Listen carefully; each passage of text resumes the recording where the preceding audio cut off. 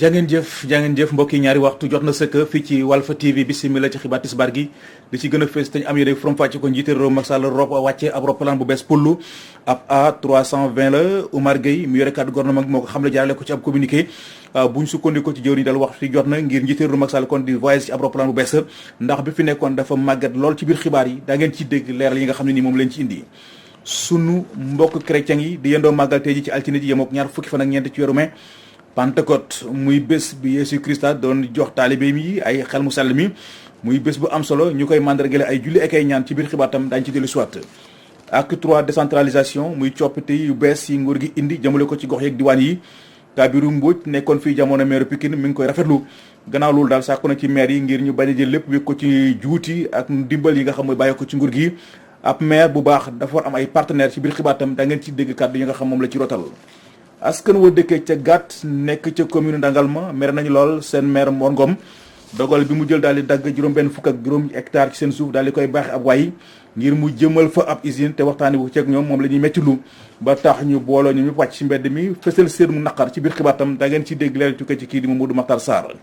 bon mbokk yi lii daal buñ ci boolee xibaaru bitim réew yi teg ci xibaar tàggat yaram yi Cheikh Ahmed Tidiane Gomis lañ ci fas yéene àndal sëñ Cheikh asalaamaaleykum. maaleykum asalaam Seydina Omar Ba. ana lu gën a fës. waaw Seydina Omar Ba xanaa delluwaat rek démb ci coupe CAF Jaraaf éliminé nañ ko li fa xew yëpp lañ leen indil ak tamit li nga xam ne moom mooy 17e journée Ligue 1 ak Ligue 2 ci wàllu football. kon mbokk yi jeexale ko kon si foofu la si liñ fas yéene yëkkati jotaayu xibaar yi yéen mbokk yi saxoo dégloo ko seetaan Walf TV asalaamaaleykum. bismillah ci xibaar yi njiite réew Macky Sall wàcce na kon ab avion bu bees pour ab A320 néo la Oumar Gueye mi yore kàddu gouvernement bi moo ko xamle jaarale ko ci ab communiqué bu ñu sukkandikoo ci jëwriñ ji waxtu bi daal jot na ngir njiite réew Macky Sall di voyage yi ci ab roppalaan bu bees ndax bi fi nekkoon di A319 dafa màgget ci atum 2001 lañ ko jëndoon. lañ ko defaroon kon Sénégal bu mu ciy jot ci atum 2010 la ab occasion daal la ko jëndee woon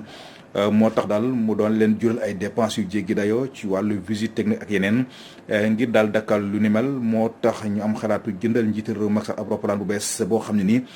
ci sunu gëstu daal nee nañu mu ngi fas yéene dikkee nguur gi wala askan wi lu ci toll ak juróom-benn fukki milliards ci francs CFA lu jëm sax ci xibaar bi kon daañu ci dellusiwaat incha allah rabbi ci sunu yeneen i jotaayu xibaar. wax naa ko sànq sunu mbokk chrétien yi di yendoo màggalte ji ci altine ji yemook ñaar fukki fan ak ñeent ci weeru mai Pentecôte muy bés bi Yeesu Krista doon jox taalibeem yi lii di xel mu sell mi muy nag bés bu am solo ñu koy mandargale ay julli ak ay ñaan soxna Fatou Bintou Diouf doxantu ji woon na fële ci paroisse ba nekk fële ci Grand Yoff daañu ci jël saatam incha allah rabbi ci sunu yeneen i jotaayu xibaar. ñu wax ci dogal bi nga xam ne njiité réew Macky Sall jël na ko daal di def Kër Massar mu doon ab département askan wa dëkkee fu la ca Boune ak Daaru Misère wàcc nañ ci mbedd bi di laaj seen commune bopp dañuy dem ca Kër Massar fekk fa Théodore Semedo. askan bi yeewoo si Boune ak li ko wër amaloon nañ benn doxu ñaxtu di sàkku ci autorités yi daal di sanc seen village commune gendarmerie moo ko doon escorté. dañoo dégg am na benn découpage bu nekk en cours te découpage bi dafa léser Boune kon jot na tey Boune nekk commune. ñoom askan bi jàpp ne lii du guléet lu yàgg la ñu koy ñaan te njiitu réew bi mi leen ko digoon jot na tey mu daal di ko def ndaxte nee nañ seen gox booba ak léegi avancé wul ñu ne sax ci mairie yi nga xam ne foofu la bootoo gisuñu si seen bopp. moo tax ñun collectif bi ñu jug boole suñu doole ak Daaru Misette ak Parcelles Assainies ngir wax président ne ko Boune jot na mu am commune am ndax moo ñu ko digoon parce que mën naa nekk conseil municipal la en 2009 nekkal encore conseil municipal amul benn équipe bi fi nekk def dara Boune amul luñ fi am mooy benn poste de santé ak benn centre secondaire boo xam pareegul sax donc ñi fi nekk defuñ dara pour Boune loolu moo tax ñu war a jox Boune gëdd jox ko commune gu Boune mën a liggéey goxam. Macky Sall ba mu jógee te ànd contre Abdoulaye Wade ba bésu tey saa yu soxlaa Boune jox na ko majorité ni mu ko bëggee woon Boune nag dañu amoon seen soxla moo taxoon ñu ànd ak moom te moom diggoon nañu kon ma bëgg mu honoré parole am Boune dafa am benn injustice bu ñu ko teg ndax village traditionnel la ñu érigé village traditionnel yëpp ay commune te bàyyi buun xotti wor maam. ñu sant ko ci booru atum 1700 buunde fu mu toll nii moom moo nekk kese dëkku Lebu boo xam ne kenn defu ko commune te booba léegi de mënul avancer ba tax askan bi nag am ñaqare ñoom taxaw nañ tem tey ne dañoo bëgg a jël seen yoon te fas yéene nañ déposer sax benn mémorandum jébbal ko nguur gi ngir ñu mën a sanc seen gox commune ki la jox ko yéen fii si diwaanu Boune Théodore Semedo Walfadjri. jaajëf Théodore Semedo ñu ngi lay sant di la gërëm des ba tey ci dogal bi nga xam ne njiité réew Macky Sall jël na ko kon daal di def Kër Massar mu nekk ab commune askan wa dëkkee fu la ci Kër Massar village ña ngay ñaawlu anam bi ñu ko bëgg a defee Kër Massar village kon bi ñu bëgg a xar ñaar def ko ñaari pàcc moom la ñu wax ne ànduñu si am ndaje mu yaatu moom la ñu woote woon ñenn ci ñoom ñu teewlu leen ci micro Théodore Semedo. d'accord nañ ci département bi d'accord nañ ci découpage bi tracé bi rek lañ dëgg ne xam ne dafay jaar si biir dëkk bi loolu rek lañ bëgg daal vraiment ñu rectifier ko mais si amul benn problème dëkk bépp nag ñoo daje tey pour waxtaan rek pour yónnee président loolu. si département bii ñu defal Kër Massar li nga xamante ne si moom lañ ci ñaawlu te di ko ñaan mooy tali bii nga xamee ne dafa nar a Kër Massar village traditionnel tali bii nga xamee ne mu nga jógee ci découpage bi ci ni ñu ko waxee nga xamee ne conseil municipal bi adopté nañ ko mu nga jógee croisement Kër Massar ba Ñangoraan donc lépp li nga xamee ne la partie administrative côté bale lay féete beneen partie bi daanaka du am dara loolu nag pour sauvegarder statut village traditionnel bi ñu ngi demandé ñu revenir ci tracé boobu am na lu ñu leen proposé mooy tali bi nga xamee ne moo jógee Sénélec bu njëkk ba jaar ay Nomadi jaar Sotrac jaar Momar Sall Diène dem Apix foofu moom nañu ko fa yemale Kër Massar bu nu xaaj nañu bàyyil ñu Kër Massar village traditionnel na mu meloon te njëlbeen ga loolu la ñuy ñaan état 2013 daanañu associé di ñu laaj waaye bii moom dañoo xëy na département bi génn na waa ANAT ñoo ko def mais kenn associé wu ñu si ñun ñoo demandé woon département am nañ ko ñoo demandé woon découpage am nañ ko mais incohérence crois pas que ñoom dinañ ko def parce que mënuñu ñëw xar village traditionnel bi en deux infrastructure yi fi nekk muy mairie muy dispensaire muy maternité muy école muy stade lépp ñu yóbbu ko ay Nomadi donc village traditionnel bi nekk loo xam ne amatuñ dara donc li ñu demandé daal mooy loolu ñu rectifier ko. loolu day kàddu yoo xam ne ñu ngi ko nangoo kon ci lenn ci kilifa yi nekkee fële ca Kër Massar village ñu dellu wax ba tey ci dogal bi nga xam ne njiité réew Macky Sall jël na ko fas yéene daal yéen communes yi fukki cité yi nekkee fële ca Koungheul nee nañ ànd nañ ci lañ leen boole ci commune Sangalkam am ndaje nag mu yaatu moom la ñu amal di sàkku daal ci Omar Gueye muy jëraafu Sangalkam nekk jëwriñ yi dénk wàllu mairie yi ngir mu jàpp ci yàlla jubbanti leen injustice bi ñu dund ci seen biir gox yooyu lee Moussa Diop moo wax ci seen kàddu ñu teewlu ko ci micro Nazib Sagna. neen ñu nag mbonaata xam la ca teen ba moom mi nuur ba ca ban ba donc ñun fii la ñu juddoo fii la ñu yaroo fii la ñu màggee fii la ñu dalee baa duñu fi laajte kenn duñu fi laajte benn quartier looloo waral ñun nag tey duñuy jël les destinées de la commune. kon ñu baamtuwaat xibaar bi kooku ngeen doon dégg mooy ma Diop kon ñu dellusiwaat kon ci xibaar boobule fexe ba Ross Béthio tegu ci ko yoonu yokkuteef loolu yi mooy li yitteel ndaw yi fekk baax ca gox ba te yëngatu kon ci wàllu ko politique muy opposition bi di nguur gi ñoom ñëpp daal dañoo boole joxante loxo fas yéene jubbante jumte yi nga xam ne nii am na ci seen dëkk boobule kon du jëm ci xibaar bi daañu ci dellusiwaat kon si kanam tuuti wax naa ko sànq dogal bi nga xam ne njiité réew Macky Sall jël na ko fas yéene daal yéene communes yi fukki cité yi nekkee fële ca Koungheul nañu ànd nañ ci décision bi nga xam ne jël nañ ko kon daal leen boole ci commune Sangalkam am ndaje nag mu yaatu moom lañu amal di sàkku daal ci Omar Gueye mi jaraafu dëkk ba nekk jëwriñ ji dénk wàllu mairie yi ngir daal mu jàpp si yàlla jubbanti leen injustice bi nga xam ne ni moom la ñuy dund ci seen biir cité yooyu lee Moussa Diop ma wax ci seen kàddu ñu teewlu ko ci micro Nazib Sagna. ñoo fi dëkk def fi seen ay investissement di ñaan nag état bi aussi def investissement yi ko war a accompagner dëkkuwaay bi parce que cité bi nekk na cité yoo xam ni dañu am problème d'accès bu xasee ba taw inondation yi daf sonal waa cité bi ñu bëgg ku ñu indil saafara ci loolu mu nekk cité boo xam ni aussi manqué na éclairage public ñu bëgg aussi ku ñu indil saafara ci loolu amuñu li ñuy wax infrastructure sociale de base. dafa def nag ñu bokkoon ci fi ñuy wax cité commune de Mbambilor waaye boobaak léegi lu ne def nañ ko pour jéem a am ndimbal ci ki nga xam ni mooy suñu maire loolu dara antuwu ci ñu def nag yàlla def découpage yu bees am ñu ne léegi ñun suñu cité yi ñu ngi war a bokk ci Sangalkam ñu am yaakaar que découpage yu bees bi dina nekk opportunité boo xam ne dinañ def ay correction pour investissement yi ñu war a am fii ñu am ko. Moussa Diop fexe ba Ross Béthio tegu ci kaw yoonu yokkuteef loolu yi mooy li yitteel ndaw yi fekk baax ca gox ba te yëngatu ci wàllu politique muy opposition bi du nguur gi ñoom ñëpp daal ñoo booloo joxante loxo fas yéene jubbanti njumti yi nga xam ne ni nemmeeku nañ ko ci seen gox boobule ci li ci gën a fës mu ngi jëm ci wàllu suufa Madiop Diop moo wax ci seen kàddu ñu teewlu ko ci micro Gabriel Barbier. neen ñu nag mbonaata xam la ca teen ba moom mi nuur ba ca ban ba donc ñun fii la ñu juddoo fii la ñu yaroo fii la ñu màggee fii la ñu dalee baa duñu fi laajte kenn duñu fi laajte benn quartier looloo waral ñun nag tey duñuy jël les destinées de la commune de Ross Béthio en main ñoo koy teel suñu bopp loolu nag waral na ñu xamante ni tey moo waral daje bi ñuy xamal Sénégal en entier que ni képp ku bëgg a chipper le leadership de Ross Béthio yaa ngi nax sa bopp parce que fii dañu amoon c'était une terre d'hospitalité Ross Béthio une terre d'hospitalité mais nag une terre de résistance ay bañkat ñoo fi mës a nekk ay bañkat ñoo fi mës a nekk mën nañuy yaatal mais aussi dañuy bañ su bañ jotee tey li ñu moom loolu la ñu taxaw tey fas yéene ko def leadership bu ñu téye loolu dañ koy teg fële ñuy wax ni Ross Béthio tey def nañ benn dànk def nañ benn say ngir régler lépp lu fi jafe-jafe donc ñuy wax ni képp kuy dem ci àll wala ci presse bi di waxal Ross Béthio tey Ross Béthio wan nañ ni la yow yoroo seen kàddu. wax naa ko sànq ci bopp xibaar yi acte 3 décentralisation muy coppite yu bees yi nguur gi indi jëmale ko ci gox yeeg diwaan yi Kabirou Mbodj nekkoon fi jamono maire Pikine mi ngi koy rafetlu gannaaw loolu sàkku daal ci maire yi ngir ñu bañ a jël lépp yëg ko ci juuti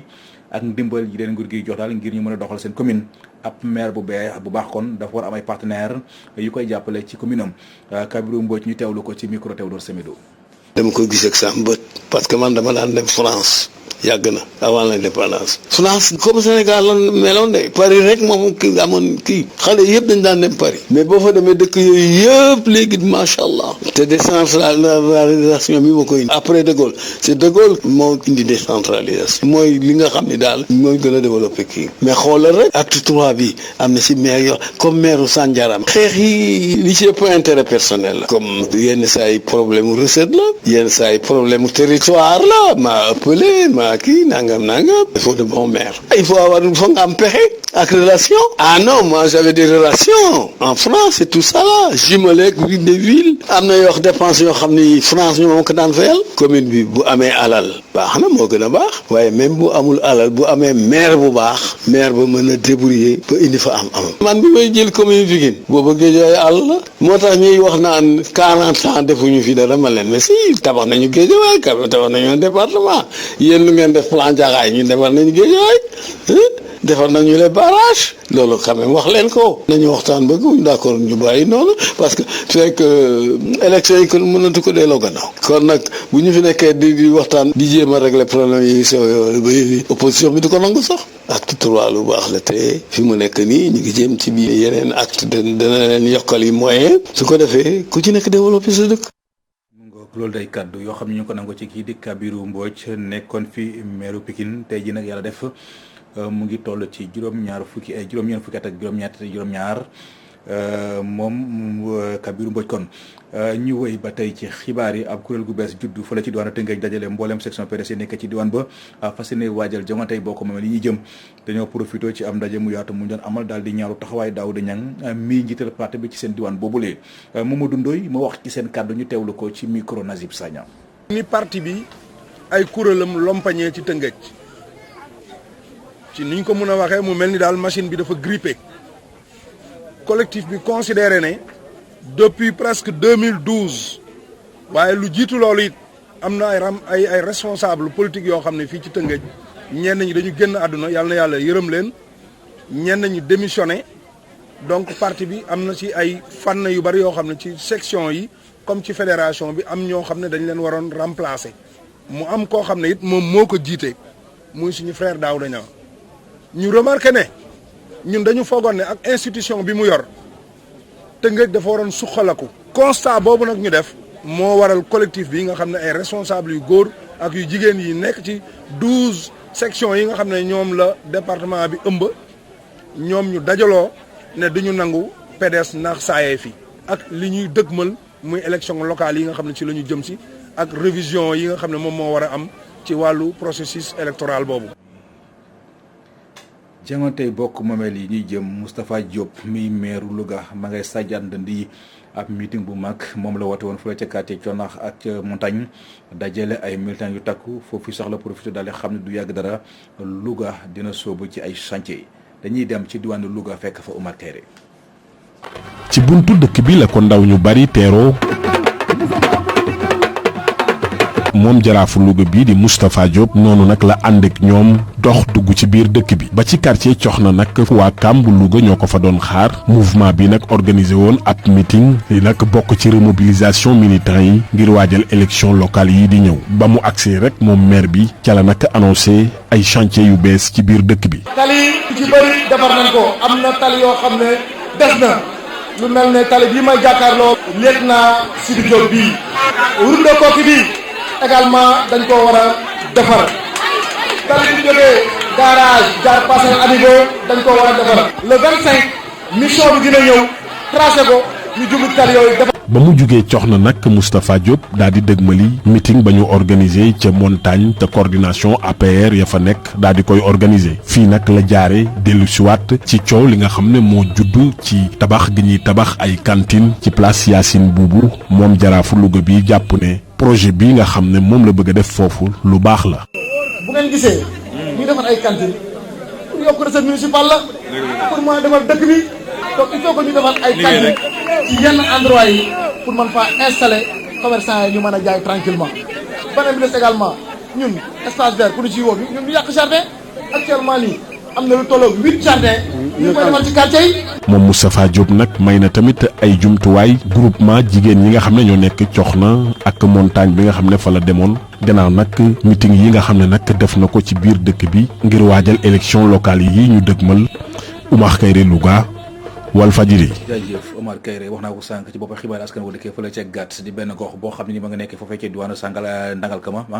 mer nañ loolu seen maire Mor Ngom dogal nag bi mu jël daal di dagg juróom benn fukk hectare ak juróom ci seen suuf kon daal di koy baaxee ab waayi ngir mu jëmal fa ab usine te waxtaane wu ci ak ñoom moom la ñuy méttilu ba tax ñu booloo ñoom ñëpp wàcc mbedd mi seen saltige yi dar leen ñu daal saako ci Mor Ngom mu dal ci ginnaaw ci bili décision wu ila lépp lu muy gis na xam ne ne ñooma dañuy dem ca ndàngal ma fekk fa Modou Makhtar Sarr.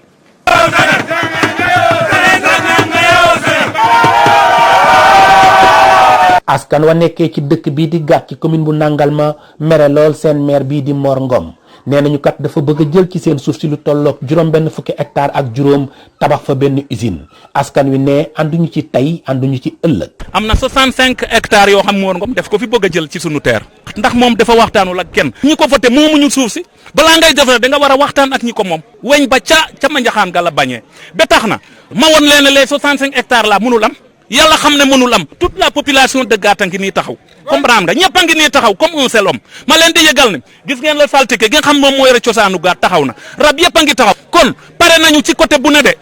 ñun yaakaaruñu lenn lu dul suñu suuf si suñu doom yi amuñu fu ñu jëm ñun amuñu lenn lu ñu liggéey bu dul suñu suuf si ci la ñu yaakaar a liggéey mbéy la ñu yaakaar ak cam kon suñu suuf si ku ko bëgg a jël ku nekk dégg ñuy lor. gannaaw ba ñu amalee doxum ñaxtu ci lu tolloog ñeenti kilomètre ñoom askan wi nee nañu seen bakkan lañ ci teg duñu nangu benn yoon seen suuf si nga xam ne moom dong la ñu yaakaar ngir dund ñu jël ko ci def usine boo xam ne xamuñu lan la leen mën a jural ci ay jafe-jafe wër gi yaram ëllëg. ñun suñu doom yi ñooy suñu or ñooy suñu jama lu yàq seen njàng nag duñ ko def usine bu fa installé day yàqu ku ko nar a yàq nag incha allah daañu la yàqaate lu leer la. bi ñuy jeexal seen doxub ñaxtu bi askan wi ne président de la république Macky Sall ci boppam la ñu bëgg mu àdd ci balaa làmbaay di ñaaw góor ak jigéen mag ak ndaw ci njiitalul saltige dëkk bi nee nañu fi mu nekk nii dañoo gettaru takk ba dëgër suuf si képp ku ko laal sa bakkan du ko fekkee. may lancer appel au président de la république ñu moy surtout suufu gàtt bi fii dara defee xejul ku ko moytul ku ne yàlla xam ne du ma leen ko nëb ci bàmmeel nga jëm loolu leer nañ la. suuf si nañu ko bàyyeek ñun képp ku ci ñëw taxaw ci def ci la kasudut noona wallaahi doo ko fekkee. jéem nañu jokkoo ak maire bu nangal ma di Mor Ngom waaye antuwul. Touba Mbacké Mamadou Makhtar Sarr pour la radio télévision Walfadjri. jaajëf Mamadou Makhtar Sarr étudiant yi fekk baax ca Nioro tey jàngee ci université Gaston Berger ba ca Ndar ci mbedd mi la ñu fanaan bi que ñoom ak seen i bagage kër ga ñu luy woon moom la ñu mën tule fay ba tax borom kër ga jël dogal kon daal leen génne muy lu doy waar tax ñu yëkk seen i kàddu di saako ci kilifa yi ngànk seen mairie ba mu gestu leen ndax la ñuy dund jamono ji métti na Samba Niang moo wax ci seen kàddu ñu teewlu ko ci micro Gabriel Barbier. lu tax ñu génn fii c'est parce que les étudiants de Saint-Louis du département de Nioro à l'université Gaston Berger de Saint-Louis dañoo nekk di jànkonteel ak ay situations yu métti des situations tellement laborieuses et tellement sarcastiques raison pour laquelle tey ñu génnoon fii pour alerter les autorités. Pour rappel, depuis le début de l'année universitaire ci la ñu constaté nombre étudiants yu ñu orientés dans les universités publiques. C'est en ce moment-là ci la ñu commencé à alerter les autorités locales. Mais malheureusement, à notre grande surprise, on a constaté une léthargie notoire de leur part. te depuis lors aussi ci la amicale bi prendre initiative pour jël appartement puisque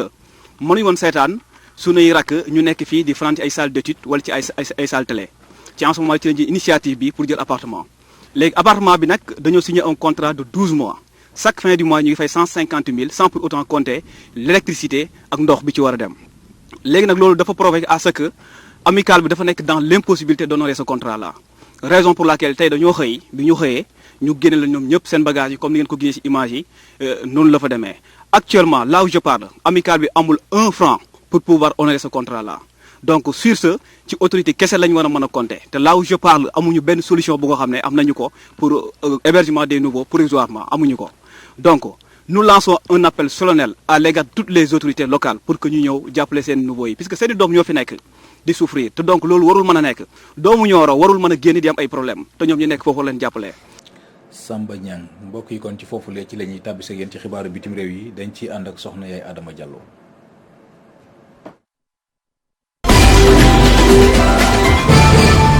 xibaaru bitim réew dañ koy dooree ca réewum Mozambique réew biñ naan Palma féete ca bët gànnaaru réew ma jihadiste yi dañ leen sonal lool ba tax na ñaari weer yu wees lu toll ci 50 000 doomu aadama dañoo daal gàddaay jamono yi nag organisation internationale pour les migrations xamle na ni jamono ji nag takk der yi ñu ngi wéy ci kaaraange askan boobe ca bërëb yi ñu daal di nekkandiku wante buñ moytuwul lii di xiif nar na leen sonal loole ndaxte lii di dem ak dikk bi dafa daal di taggatémbe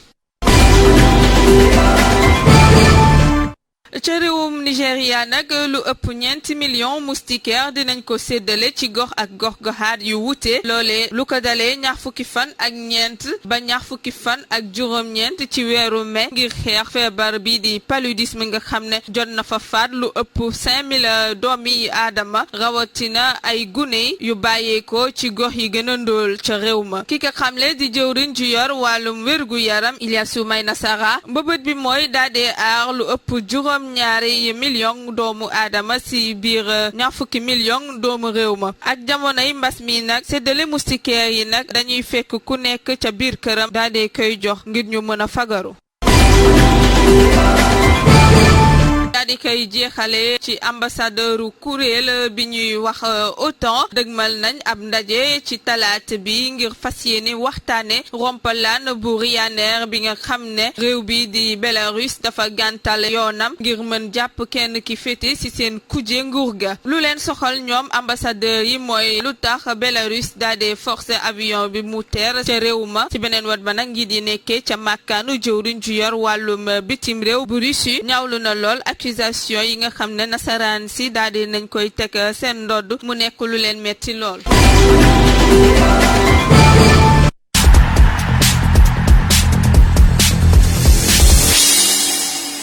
xibaar tàggat yaram yi dañ ci ànd ak Cheikh Ahmed Tidiane Gomis sëñ Cheikh asalaamaaleykum. maaleykum salaam Seydina Omar Ba. Coupe CAF la ñu koy tàmbalee. waaw Seydina Omar Ba Jaraaf moo am ndam ci kaw Coton Sport bu Garoua ci dimanche bi ci stade Lat Dior match retour quart de finale Coupe CAF waaye nag mujjewul qualifié maanaam résultat boobu doyul pour mu mun a qualifier gannaaw bi nga xam ne dafa encaissé benn but fii ci Thiès te mu jëloon benn but fële ca match aller bi bi loolu weesoo nag ki nga xam ne moo leen di tàggat di Cheikh Gueye moom nee na ñu ngi Jaraaf mu ngi ñàkk qualification ca match aller ba ñu déglu ko ci micro Ibrahima Ndiaye. am nañ déception bu réussir si match tey gagné te qualifié woo kon dafay dellu si boo gagné ba pare te qualifié woo dafay dellu si li nga xam moom nga defoon dimanche bi passé li nga defoon si li nga xamante ni tey moom ngay gën a réccu ko li nga def tey parce que peut-être match bële passé bu fekkoon defoon nga li nga waroon def lépp tey peut-être doo am regret yi mais lépp rek tey dellu si wàllu football je pense que football noonu la demee da ngay liggéey pour gagner keneen ki aussi di liggéey pour gagner gàcce ngalaama ñi nga xam ñooy dirigeant Jaraaf yi parce que durant tout le parcours def nañ moyens yi nga xamante ni war nañ ko def si dëkk boo xamante ni waruñu jéggi fenn mais ñoom fexe nañ ba jéggi fa kon kooku dañ koy def si li nga xamante ni moom mooy dirigeant Jaraaf yi parce que ñoo mettre xale yi si ay conditions ban njëkk si fii mais toujours li may wax rek di am ay regret parce que bu lépp weesoo aussi en dehors de considération ay arbitre en considération climat ñun ñoo éliminé suñu bopp si match aller bi. waaw nag gis nga kooku moom mooy Cheikh Gueye waaye nag dirigeant Jaraaf yi nee nañu bu match bi bu VAR amoon kon nag Jaraaf dina qualifié li ko waral moom mooy 3e but bi nga xam ne arbitre bi daf ko bañ ba am te ay coow kii nga xam ne mooy Youssou Diall nee na waa CAF dañu war a xoolaat jogante bu toll noonu te comme que VAR dafa xew léegi match quart de finale coupe CAF dafa war a am VAR ñu déglu kii di Youssou Diall ci micro Ibrahima Ndiaye. bi ñu joué match aller bi gisoon nañ ne équipe bi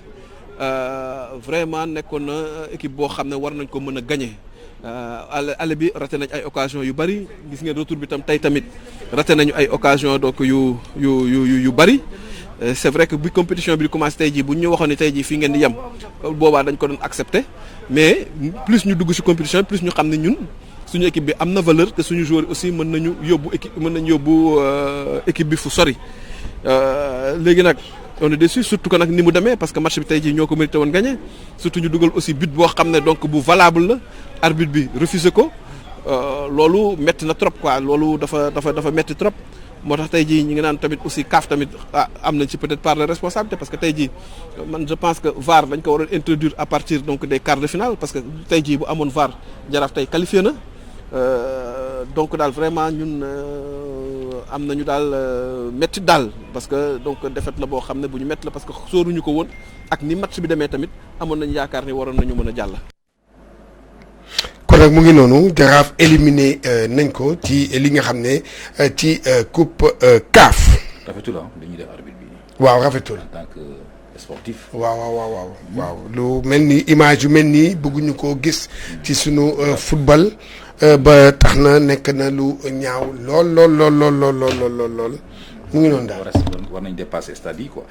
ñu des ba tey ci wàllu football Cheikh wax ci championnat professionnel tàmbale ko wàllu Ligue 1. waaw Seydina Omar Ba Ligue 1 tey jii la ñuy wéyal li nga xam ne moom mooy 17e journée